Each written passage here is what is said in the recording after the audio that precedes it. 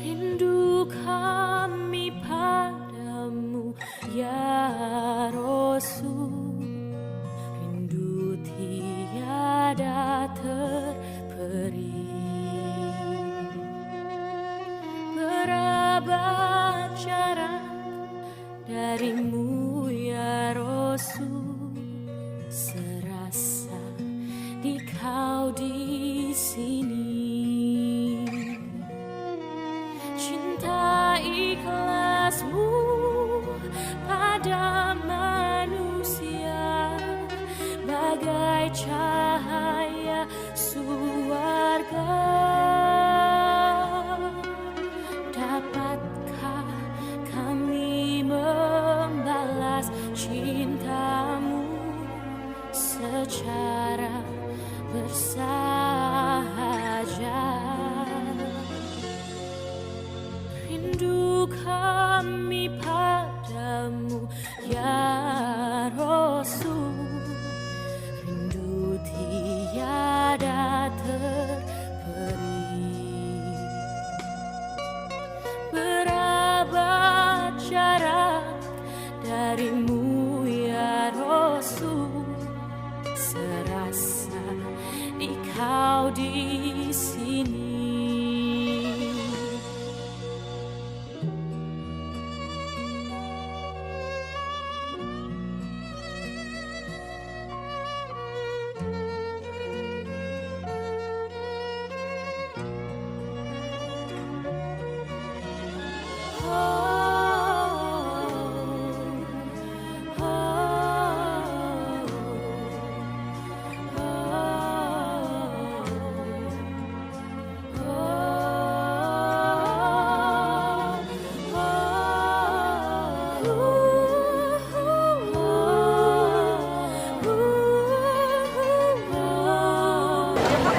Wa asyhadu an la ilaha illallah wahdahu la syarika lah wa asyhadu anna Muhammadan abduhu wa rasuluh alladzi la nabiyya ba'da, amma ba'du. Qala Allah ta'ala fil Qur'anil Karim, a'udzu billahi minasyaitonir rajim. Ya ayyuhalladzina amanu ittaqullaha haqqa tuqatih wa la tamutunna illa wa antum muslimun. Hadirin dan hadirat jamaah pengajian Ahad pimpinan Pusat Persatuan Islam yang kami hormati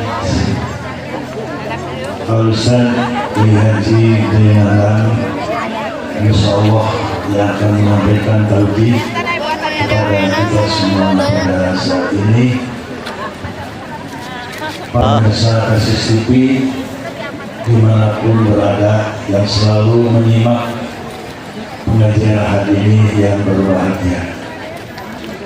Alhamdulillah, mari kita bersyukur kepada Allah Subhanahu wa Ta'ala bahwasanya atas segala limpahan rahmat dan nikmatnya, nikmat sehat dan nikmat waktu luang, kita semua dapat hadir di tempat ini untuk sama-sama mengharapkan ridho dan maghfirah Allah Subhanahu wa Ta'ala.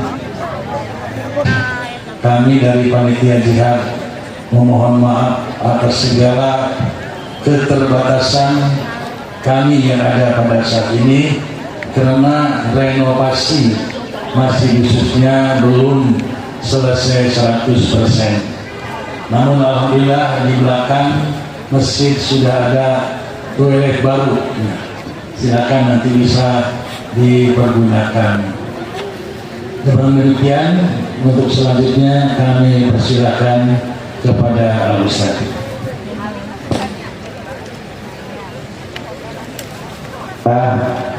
Nahmaduhu wa nasta'inuhu wa nastaghfiruh wa na'udzu billahi min shururi anfusina wa min sayyiati a'malina.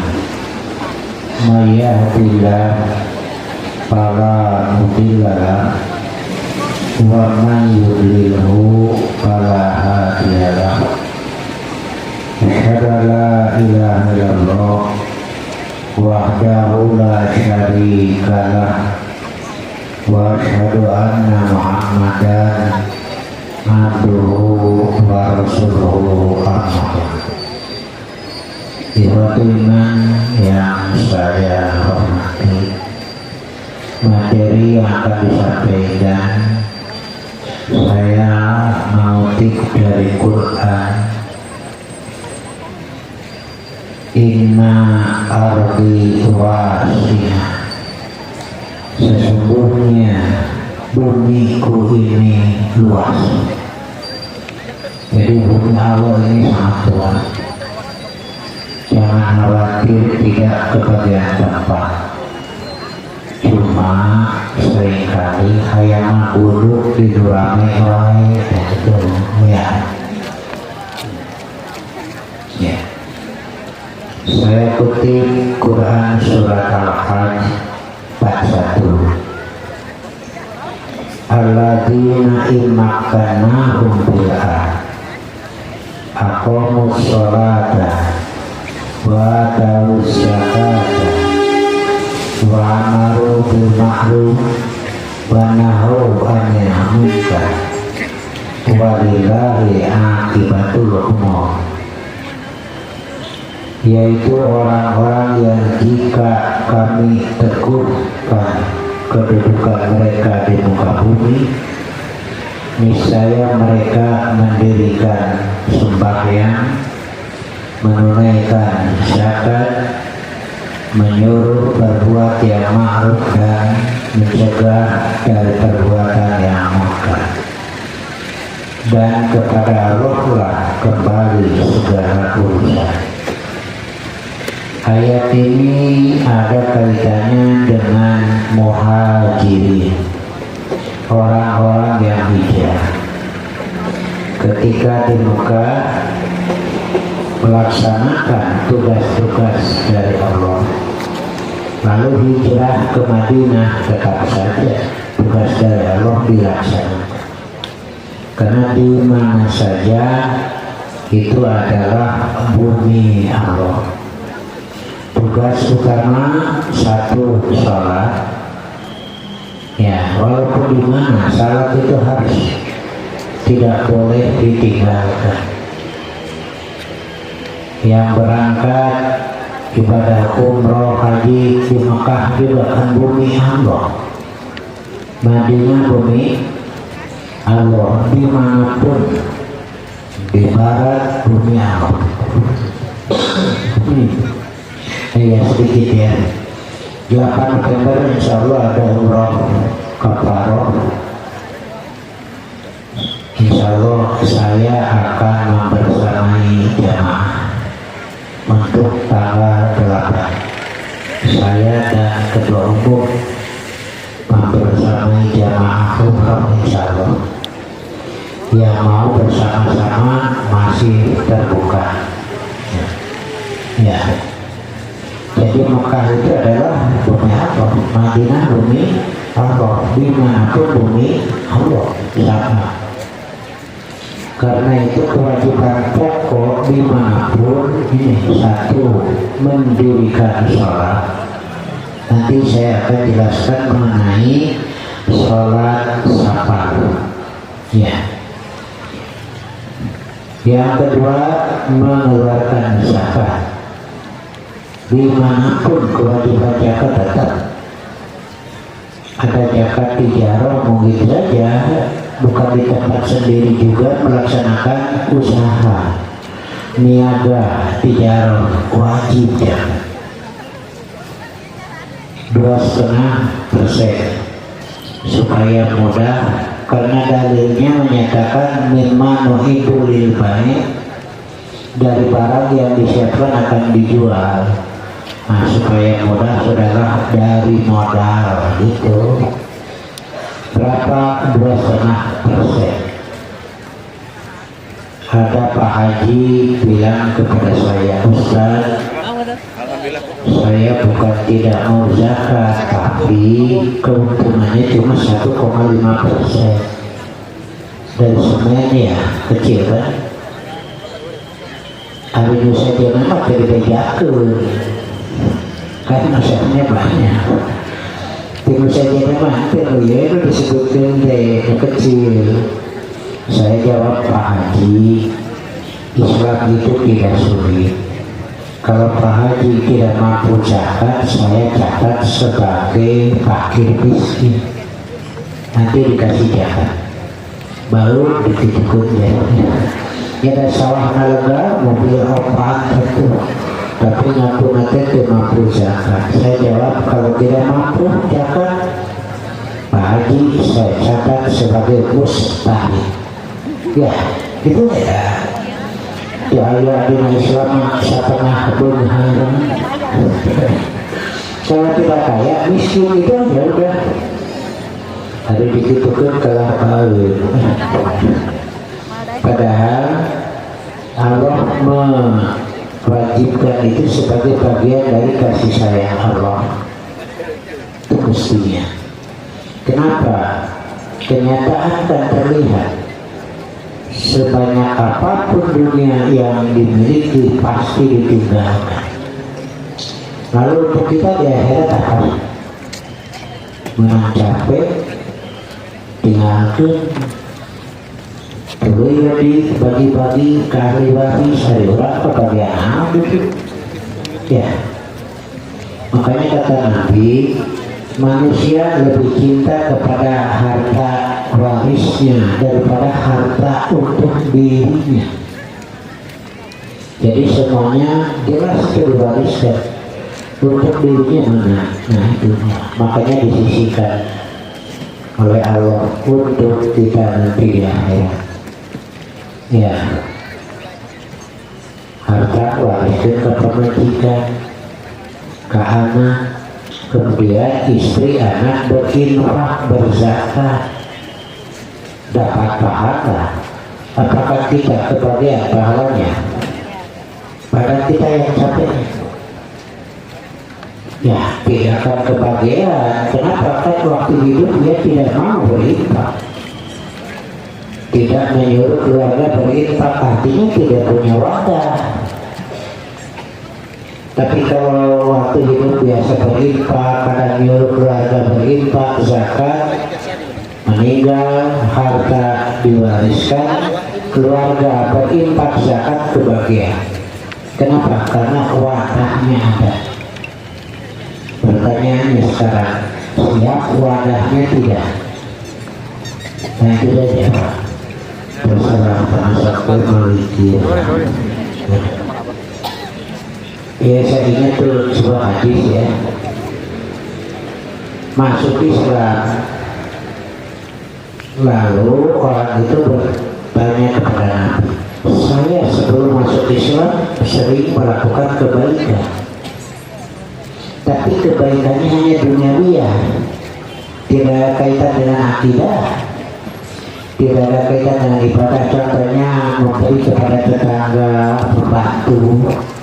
Apa itu dicatat kebaikan? Nabi menjawab, aslamta ma'ama aslamta min khair. Kamu masuk Islam bersama dengan kebaikan-kebaikan yang kamu lakukan. Apa maksud? Karena waktu belum masuk Islam, menolong sesama, menolong, membantu tetangga dan lain sebagainya, kebaikannya ada, cuma wadah belum ada. Lalu masuk Islam, nah wadah ada sekarang, diasupkan gitu. Ada orang ada wadah harus lega, hasil-hasilan. Jadi itu kayak kehadiah cadai wadah, lalu wadah budaya, tinggal usia ukur, itu penjelasan tepat. Ya, nah itu wadah dua, sudah satu. Nah kemudian wa'amalu bil ma'ruf, dimanapun itu tugas untuk amar ma'ruf, menyuruh kebaikan dan mencegah kemungkaran menurut kemampuan yang ada. Nah kadang kondisinya yang membutuhkan kebijakan. Misalnya contoh saja, ketika Nabi berkumpul di masjid dengan para sahabat, dan waktu itu masjid sadunya baru ada 4. Jadi banyak orang tidak tahu apa masjid. Masjidil Haram di Mekah, Masjidil Aqsa di Palestina, Masjid Kuba di pinggiran Madinah. Ya Allah, waktu itu kan masih jarang rumah. Kemudian Masjid Nabawi, orang belum banyak yang tahu. Ketika Nabi berkumpul dengan sahabat, ada orang Arab gunung masuk ke dalam masjid, lalu kencing di sudut masjid, di sekolah, gitu. Pada nyarikan ke sahabat, kata Nabi kepada sahabat, biarkan. Ya, di sini kan. Para sahabat bereaksi ketika melihat kemungkaran, dan memang sudah dididik begitu. Tapi Nabi mempertimbangkan bagaimana meminimalisir, ini beda pikiran. Sahabat kenapa dibiarkan itu kemungkaran begitu? Nabi bukan membiarkan, tapi kondisi. Sebab kalau belum selesai kencingnya, turun pada nyarekan, turun lelumpatan di dalam masjid. Nah, dia terbayangkan kemungkarannya makin luas. Nah, di sini kebijakan itu. Dalam kondisi seperti itu, yaitu dengan cara meminimalisir. Selesai kencing, nah artinya nggak gunung didinya. Coba melumpatan repotan. Nah, lalu Nabi menyuruh sahabat mengambil air. Kenapa tidak orang itu yang disuruh? Membuka dosanya. Nah, di sini kalau menyuruh mesti kepada orang yang tahu apa isi suruhan itu. Kalau kepada yang tidak tahu ternyata tidak berhasil, jangan disalahkan yang disuruh. Seperti ibu-ibu nyuruh anak kecil beli bumbu masak kecil, bis 15 menit datang budak disusul ke warung, budak ke ngopi kurupu. Ya, budak ke gitu ngopi kurupu. Kenapa? Disuruh beli pecin, belum ada di otaknya apa sih pecin itu. Yang ada itu baru kurupu, kue gitu. Maka kita mau pecin muncul teh tahu, jangan disalahkan anak itu. Nah, begitu Pak. Kalau menyuruh mesti kepada yang tahu apa. Makanya orang Nabi yang disuruh sahabat yang sudah tahu bahwa itu kotor. Sahabat cukup itu si eta membawa dosa aing bagi kita, kata itu sahabatnya karena tahu ini adalah amal soleh hadir melakukan. Nah gitu. Nah setelah itu orang Arab gunung dipanggil oleh Nabi di sini. Lalu Nabi beritahu ini masjid tidak layak bagi yang kotor-kotor. Jadi orang tidak tahu lain carekannya tapi bedaannya itu. Makanya ngamuk wajar harus dicarekan. Ini masjid untuk salat, untuk baca Quran, untuk zikir. Jadi satu. Kedua, tujuan masjid didirikan yang utama ini. Tujuan utama, tujuan pokok lissolati, liqiraatil Quran, lidzikrillah. Kaitan dengan sholat tahiyatul masjid. Hadisnya, siapa yang masuk ke dalam masjid jangan duduk-duduk sehingga sholat dua. Ini sunat kan? Nah, apakah setiap masuk ke masjid sholat 2 rakaat keluar dari maaf maaf ya bapak-bapak, ibu-ibu, sholat dulu mau pengajian ini, sholat tahiyatul masjid 2 rakaat keluar dari ya satu rek nyokot sapu sholat dula tahiyatul masjid keluar nyari budak gandeng sholat apa begitu. Nah, berdasarkan hadis tadi baru ada sholat tahiyatul masjid kalau masuk masjid mau salah itu. Kalau masuk ke masjid mau baca Quran, kalau masuk ke masjid mau ada upacara zikrullah, ada karo pengajian gitu. Nah itu baru. Ketika perbekalan kepada yang umroh dan haji, saya sampaikan nanti di Madinah dibawa rihlah berkunjung ke Masjid Kuba. Jamaah sholat sunnah 2 rakaat. Saya tanya bapak sholat apa? Tahiyatul masjid. Apa ada tahiyatul masjid masuk sholat keluar lagi? Nah di sini Pak. Jadi bagaimana tuh? Ya bagaimana Ustaz? Ada sholat sunat khusus di Masjid Kuba. Ya sunat khusus loh. Kalau masuk ke Masjid Kuba sholat 2 rakaat. Jenazah ini sarua wae, kan sholat sunat subuh jam subuh ke sarua. Numera teh namana.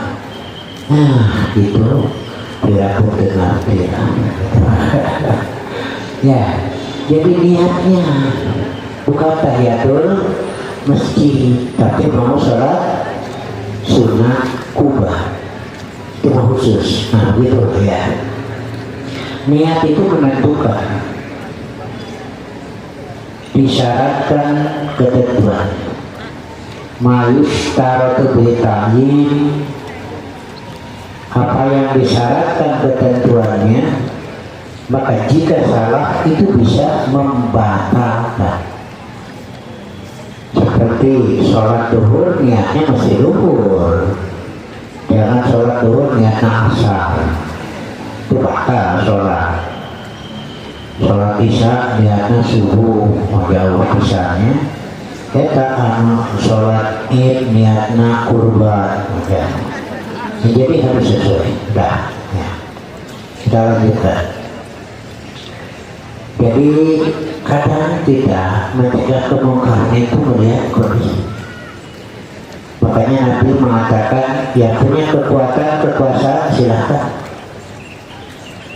Atau dengan lisan, atau dengan hati menunjukkan ada kondisi-kondisi yang datang dari ya.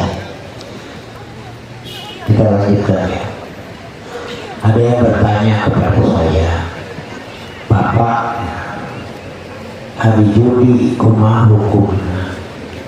Tuh, saya jawab, kan yang bertanya sudah tahu. Bapak kan tahu ya, hukum diri tahu. Kenapa kita nyakernya tuh? Karena diharapkan. Jadi mau apa sih bertanya itu? Suganoe ayat menghalalkan, nah gitu. Ada teman boleh patut katanya. Maksud pertanyaan deh, tanya ke Ustaz Iu haram, ke Ustaz Iu haram, ke Ustaz Iu haram. Mari ngaleos urusan hijil. Itu Yahudi itu Pak, yang begitu. Kita lanjutkan ya. Juga orang yang beriman berhijrah bukan karena dunia. Ada yang karena dunia juga, ya itulah pahalanya. Itu memang hasil usahanya. Ada yang karena ingin nikah dengan perempuan silakan, itulah pahalanya. Itu yang menjadi nikah itu ya rapur. Tetapi yang diharapkan adalah hijrah lillah wa rasul. Ya. Kemudian di surat ya ibadiyalladzina amanu inna ardi wasi'ah fa iyaya fa'budun. Hamba-hambaku yang beriman, sesungguhnya bumi luas, maka sembahlah aku saja dimanapun, di rumah, di luar, di tempat sendiri, bersama dekat Allahnya yang itu. Ada ibu-ibu yang datang Makassar waktu itu, datang ke rumah saya, langsung nangis.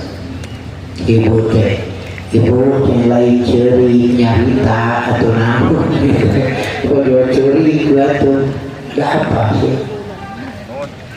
Itu anak saya dibawa suaminya lain atok mudahan orangan yang kalah curi ya, tapi Ustaz dia di rumah hati-hati gitu aja. Iya saya anggap gitu di rumah hati-hati itu bisa. Gini Bu, saya mau tanya, dibawa kemana? Sudah jauh ke Bekasi berarti ya, tapi hati di rumah itu enggak. Nah saya mau tanya Bu, di Bekasi kalau pernah beda dari kakak cici itu jangan sana mau di mana saja kan Allahnya yang itu, yang maha kuasa, yang maha sayang, yang maha kaya.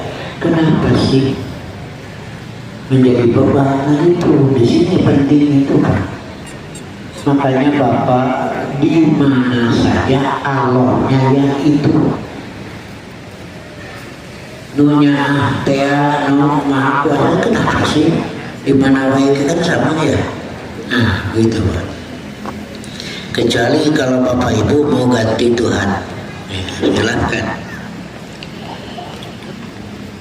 Pak Buduni, maka dimanapun beribadahlah kepadaku. Satu, kedua, kullu nafsin dha'iqatul maut, summa ilaina turja'un. Dimanapun ketika sudah waktunya mati ya mati, nggak bisa nawar.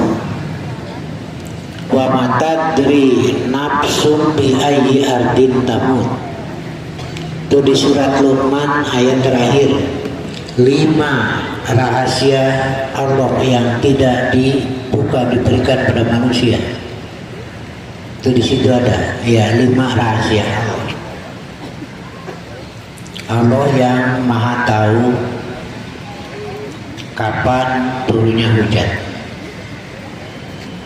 Allah yang maha tahu apa yang ada dalam rahim, nanti ini akan lahir selamat atau tidak, berapa tahun hidupnya, berapa jumlah rezekinya, hanya Allah yang maha tahu. Yang ketiga, ini mesti yang pertama ya, Allah yang maha tahu kapan terjadi kiamat besar.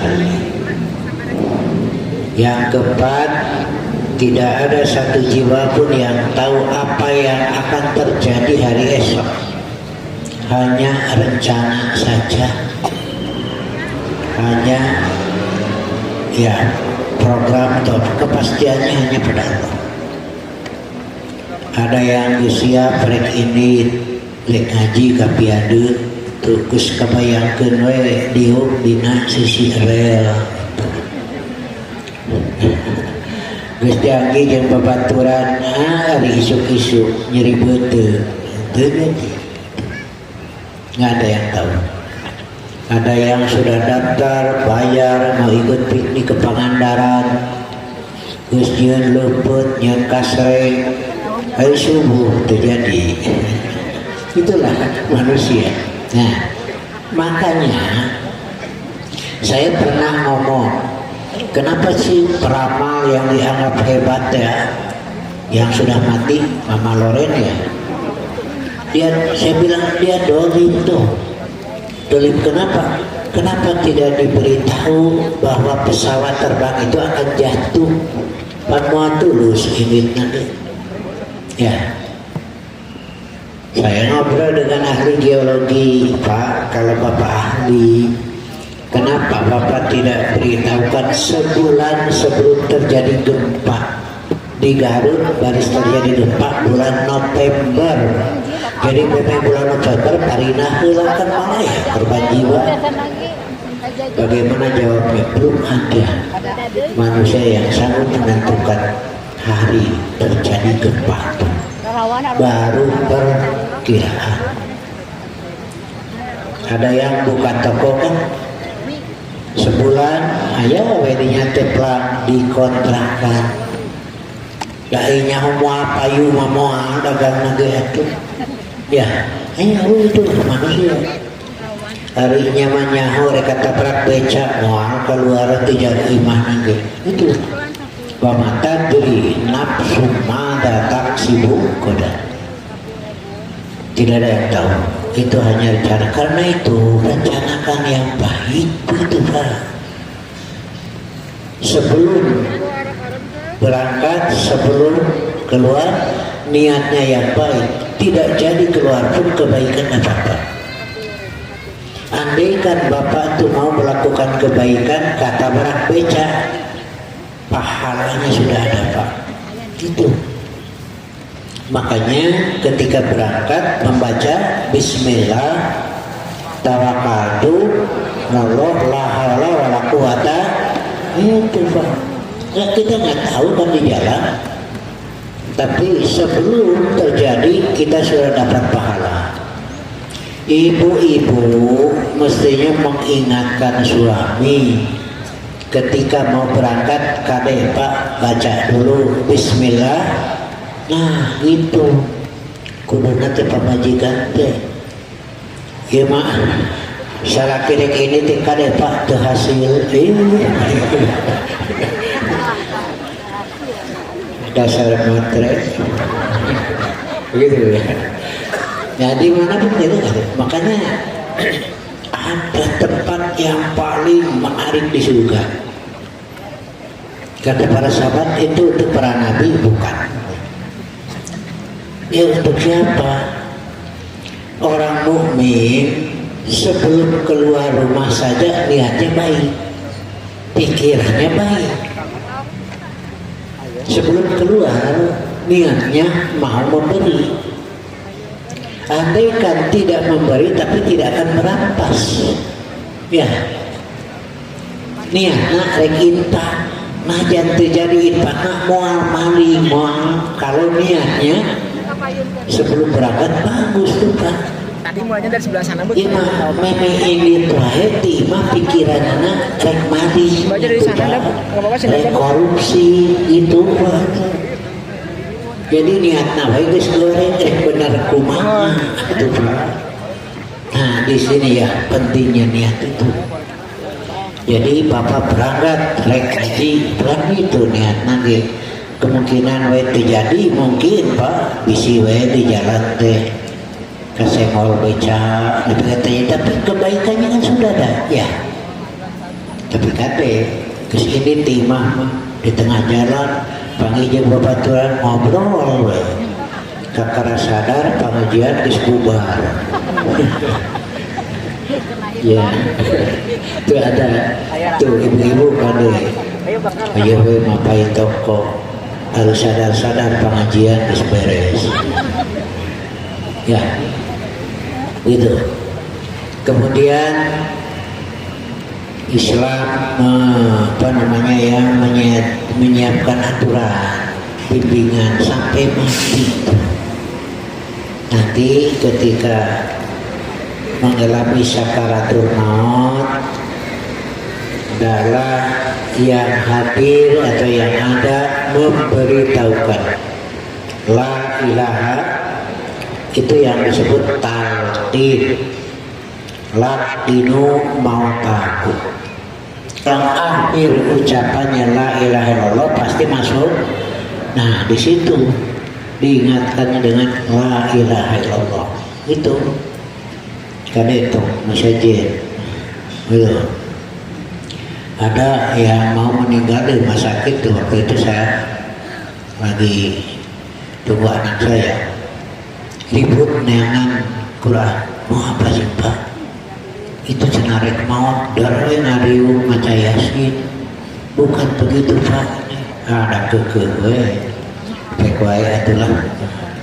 karena ada memang dalilnya, bacakan Yasin kepada yang akan mati atau yang sudah. Nah berarti membaca Yasin hadisnya doib itu Pak.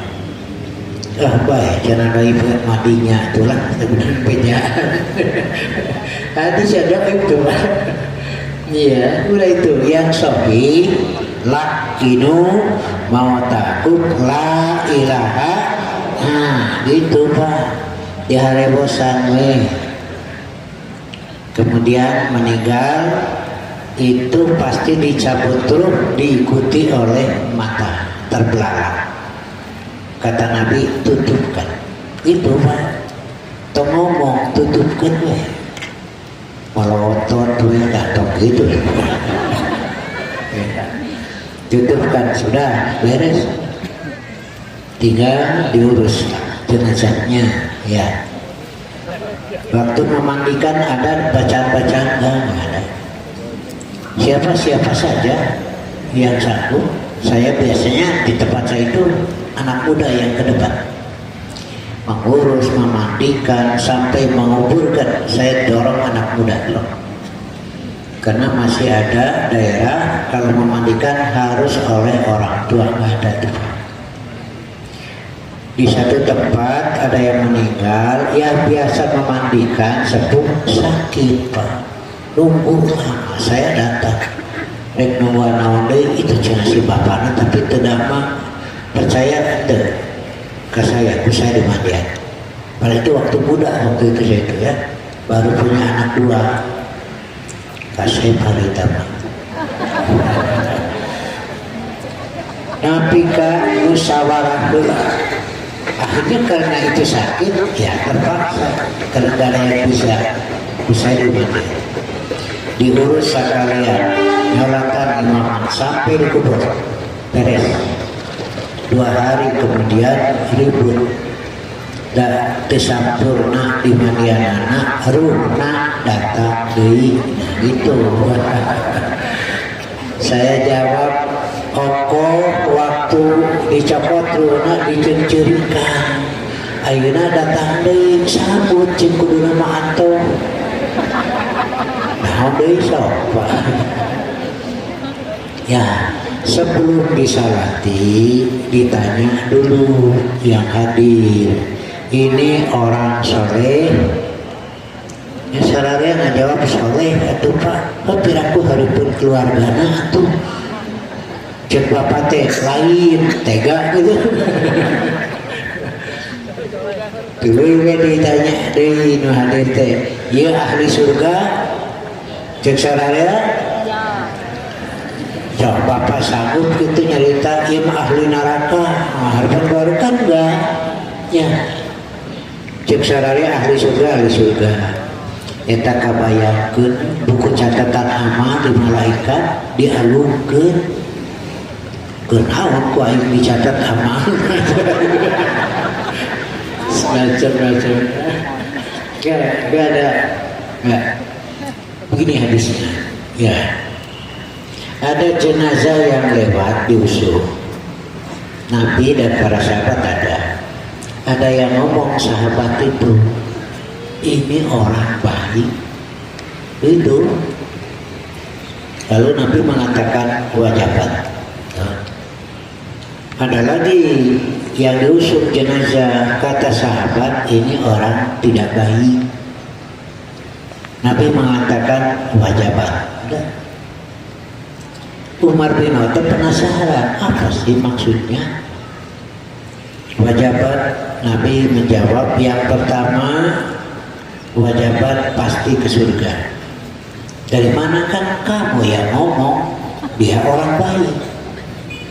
Aku percaya kepada kamu dan para sahabat, mata bohong gitu.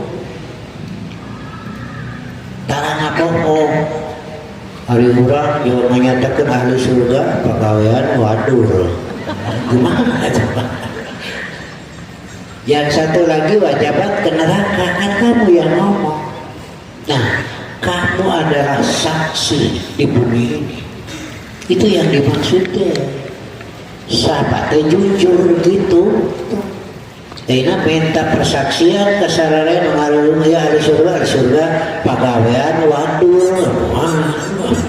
Jadi bukan karena persaksiannya, tetapi menunjukkan kejujuran para sahabat. Makanya dalam ilmu hadis sahabat mah tidak diteliti lagi karena sudah ada jaminan dari Nabi itu. Kumaha tuh akhirnya kumaha amal, kan amalnya bagus. Apa mau ditinggalkan Quran? Asal deket jeung Habib ke surga ari Quran dikamanakeun. Bagaimana kata Quran? Siapa yang beriman dan beramal itu bukan jadi murid Habib. Jadi murid Habib itu aja Quran ya. Seringkali kita melupakan Quran. Ya udah. Kemudian ya saya terangkan bab sholat safarnya di sini ya. Ada yang pindah tempat dari Mekah ke Madinah, berarti bukan safar karena jadi mukim di Madinah. Bapak dari Bandung pindah ke Cianjur, mukim di Cianjur, berarti bukan safar tapi jadi mukim kan? Nah begitu.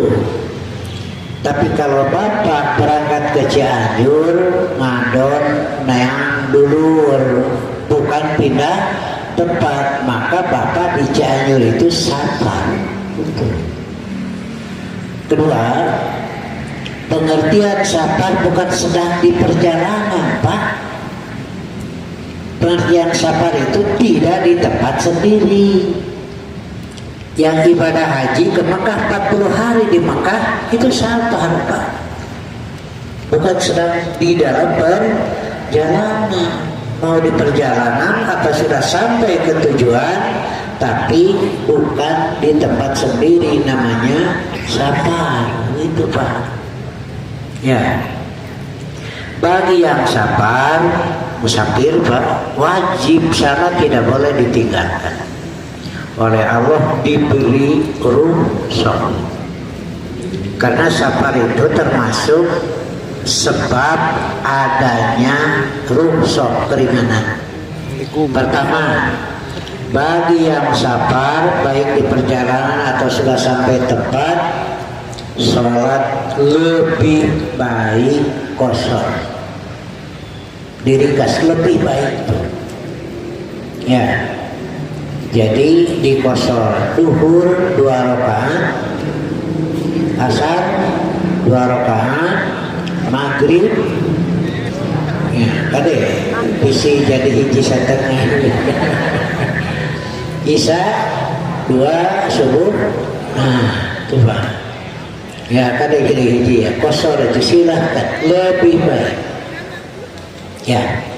Tidak melihat apakah senggang waktu atau tidak, ini madharillah. Saya sholat di Cimalaka, sholat duhur di qashar, padahal waktu leluasa. Saya istirahat di teras masjid dan leluasa kan? Tapi saya sholat qashar. Saya ditegur oleh sepuh, sholat naon jadi mendingan sakedeun gitu. Saya lihat sepuh nih, saya seri ya. Si hari bapak biar sholat naon untuk menilila. Ya kan bukan masalah lama dan sebentar Pak. Benar tidak itu Pak. Saya ini safar, saya sholat qashar dari surat An-Nisa. Wa idza darabtum fil ardh falaisa 'alaikum junahun an tabsuruna. An-Nisa 101. Apabila kamu bepergian di muka bumi, maka tidaklah mengapa kamu mengqashar salat. Tuh, itu Pak. Jadi bukan masalah sebentar atau lama. Benar itu ada rujukannya, dalil itu Pak. Bukan ramai atau tidak ramai, tapi benar. Ya, saya khawatir sekarang ya sudah bergeser nilai mubalik Ustadz bukan menyampaikan benar tapi rame itu yang dikhawatirkan saya. Jadi sudah bergeser Pak. Ya. Rame itu resep saya rame sudah benar Pak. Benar. Nah gitu Pak. Kan baik ramai oke hari benar mah. Kerma rame di tambah itu benar. Nah tuh. Siapa silakan 1-0. Tapi kalau Bapak sholat berjamaah, Bapak jadi makmum, imamnya orang setempat. Sholat duhur ikuti 4 rakaat. Kenapa? Karena bermakmum kepada orang setempat. Kan orang setempat melaksanakan 4. Nah, kita ikut 4. Begitu. Bagaimana kalau masuk rakaat kedua, imam salam lanjutkan, kan tadi ikut imam. Yang 4, nah yang di Mekah juga saya sampaikan berjamaah di Masjidil Haram salat duhur, imamnya orang setempat, kita jadi makmum, sholatnya 4 rakaat. Selesai baru kita bangkit untuk sholat asar 2 rakaat karena tidak bermakmum kepada orang sana. Nah gitu. Yang kedua, bagi musafir boleh jamaah takdim, boleh jamaah takhir. Asar ditarik ke duhur, duhur ditarik ke asar. Kalau jamaah takdim duhur dulu baru, kalau jamaah takhir duhur dulu asar dulu. Tong nanya mana? Tidak ada ustadz yang menerangkan yang didahulukan yang punya waktu, nggak ada dalilnya. Ini 1. Allah menyebut sholat itu berurutan mulainya dari duhur, asar, maghrib, isya, subuh. Jadi kalau jamaah duhur dan asar ya urutannya itu duhur lalu walaupun jamaah takhir, kan ini urutannya. Jadi Allah menyebutnya bukan subuh dulu tapi duhur, asar, maghrib, isya, subuh, itu aja urutannya itu saja. Baik jamaah takdim maupun jamaah takhir. Kedua, hadis. Dalam hadis itu diungkapkan dengan lafaz jama'atul wal asr. Salat maghrib wal isya. Jadi begitu. Nabi juga urutannya. Tapi saya tidak menyalahkan. Kalau ada yang jamaah takhir asar dulu baru duhur, silakan. Tapi urutannya dari Allah. Ibda'u bima pada Allah. Mulailah dengan apa yang Allah mulai.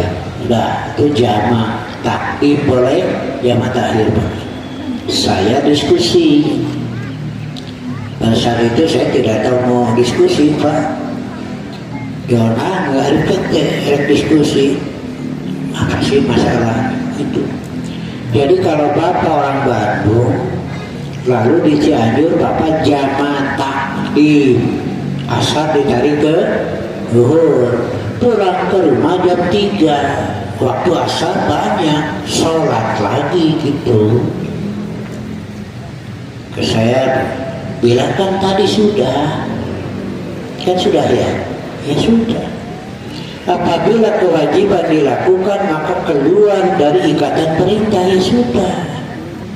Kata beliau, ini waktu saya tidak diisi. Lalu apa sih alasannya?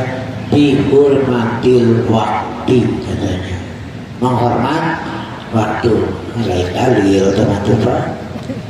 Saya itu cuma senyum saja. Saya bertanya nih Pak Ustaz, sholat wajib sehari semalam berapa kali? Jawabnya 5. Kalau begitu jadi 6. Ya, mana dalil ke-6 gitu Pak? Saya tengah dalil dan karunya Pak Jo ngesa ngobrol tuh. Bohong itu pakai dalil. Nggak ada, udah. Sudah di sana asar datang ke rumah jam 3 ya kan sudah. Kalau salat lagi berarti ya di 6 nanti. Ya, ya. Diberi kalau ngaran maksudkan mana. Kita lanjutkan. Boleh jamaah tahlil. Nah, jamaah takdim baru boleh dilakukan kalau safar. Kalau di tempat sendiri tidak boleh jamaah takdim. Tahu kan jamaah takdim? Tapi jamaah takhir boleh. Jumlah rakaat jangan dikurangi.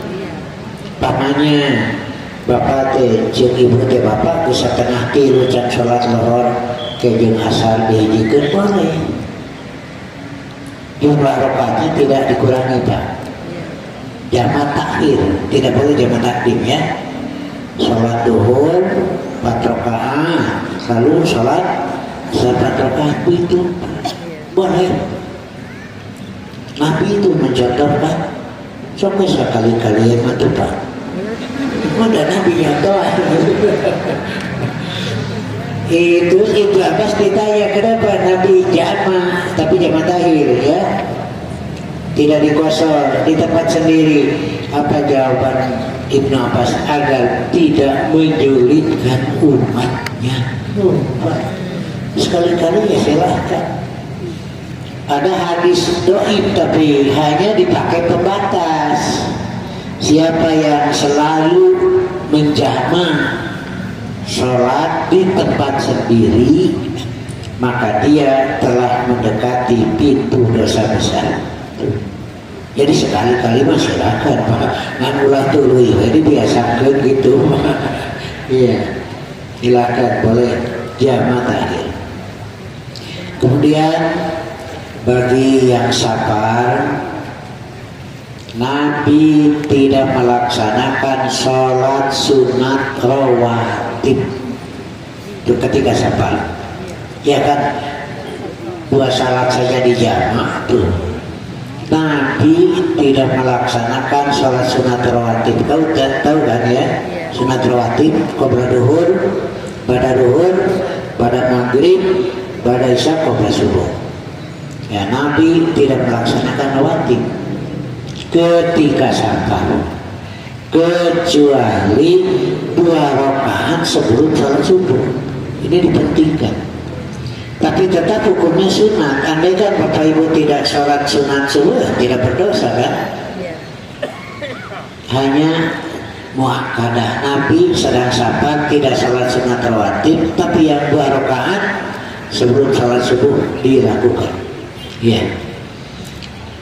Iya, ini yang rawatib. Tahajud mah ada biasa, tahajud ada, sholat duha ada, ini mah rawatib ya. Dan pernah Nabi kesiangan, Nabi sholat sunat dulu. Ini yang kesiangan bangun subuh, sholat ma'anggar wajib. Itu menang ditinggalkan, dosa kalau tinggalkan. Lalu bagaimana? Ya sholat saja. Nabi mengatakan, man nasya sholatan aw nama anha falyusalliha idza dzakaraha. Siapa yang ketiduran, lupa salat ketika ingat. Begitu, jangan ditinggalkan. Yang kesiangan, Nabi pernah bangun matahari sudah terbit. Ya, jadi Bapak Ibu yang kesiangan jangan berkecil hati. Ya, Nabi pernah. Kalau kita sering itu beda.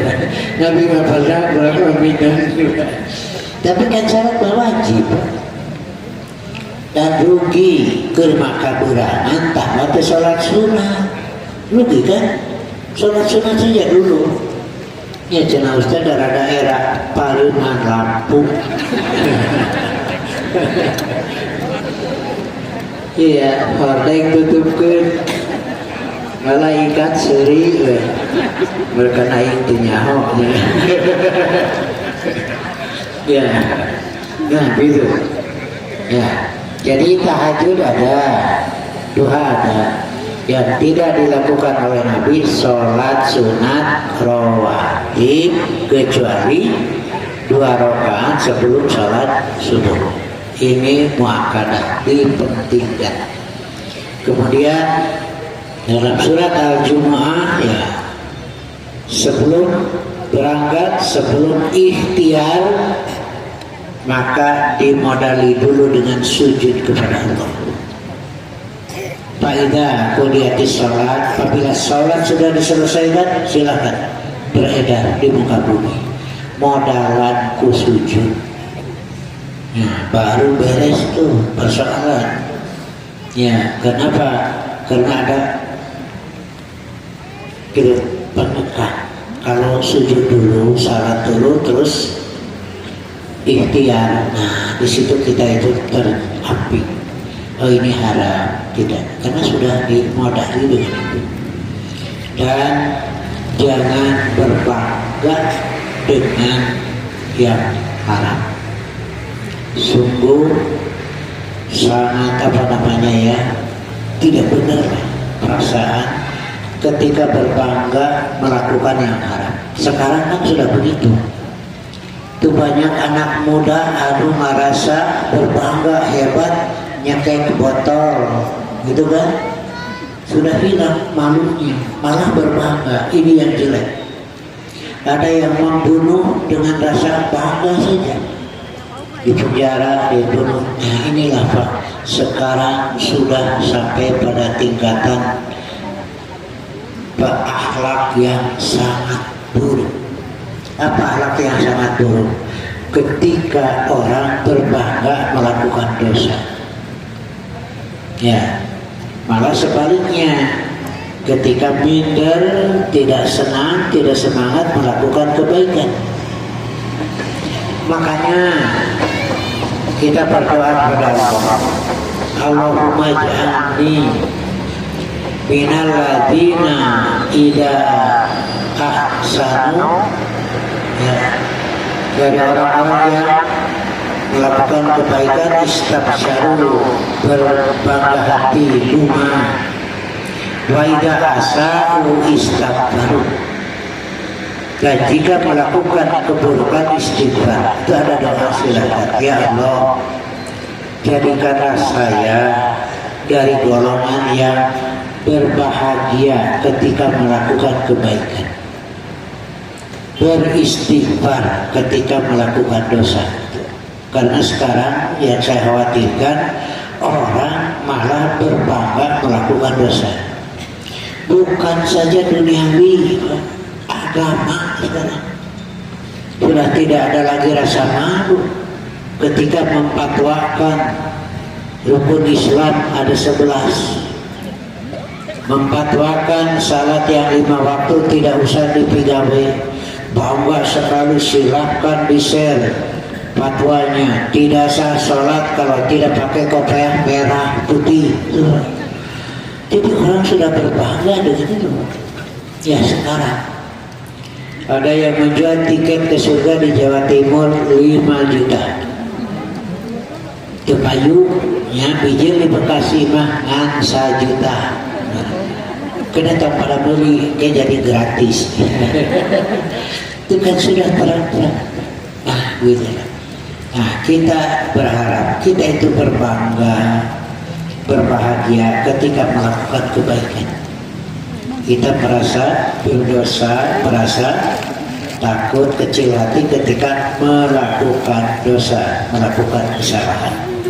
Kami padamu ya Rasul, rindu tiada terperi. Berabad jarak darimu ya Rasul, serasa di kau di sini. Cinta ikhlasmu pada manusia bagai cahaya surga. Dapatkah kami membalas cintamu secara bersahaja?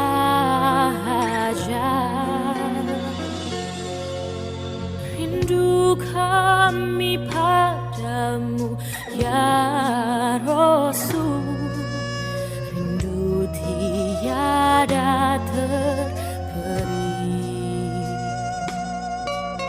Berabad jarak darimu ya Rasul, serasa di kau di sini.